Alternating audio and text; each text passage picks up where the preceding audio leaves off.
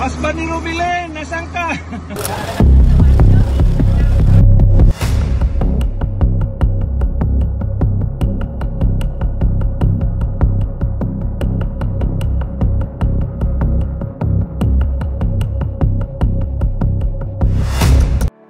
Nandito tayo ngayon sa San Luis, Agusan del Sur para bisitahin natin ang pamilya ni Rubilin Arriarte. So napakalayo nito, no?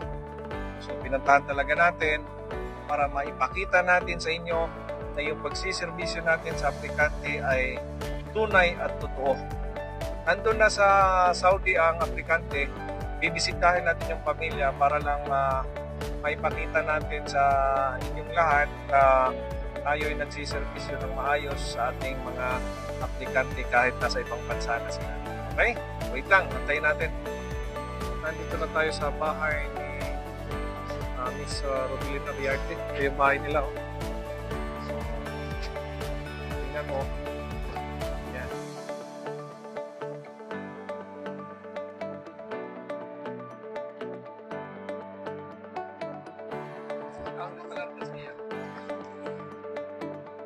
Ayo!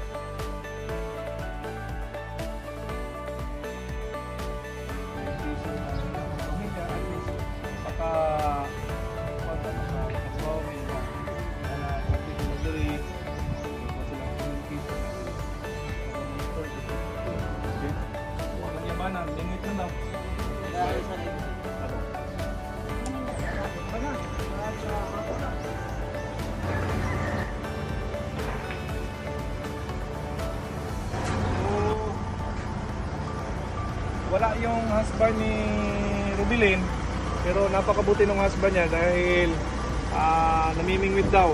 So para may makain kasi malapit lang yung ilog eh. Andiyan yung ilog oh. So good job husband ni Rubilin dahil ikaw ay responsibleng ama. So uwi na kami, bye bye. So dito namingwit yung husband ni Rubilin. Husband ni Rubilin, nasaan ka? So hindi makita sa lawak ng ilog oh. Tingnan niyo yung ilog. Ayan yung ilog, may bangko pa. Ayan o, ang lawak ng ilog. Ayan po yung Agusan River. Rubilin, ito yung river ninyo. Ganda, no? Tara, dito tayo. Yung ilog nila, guys, oh.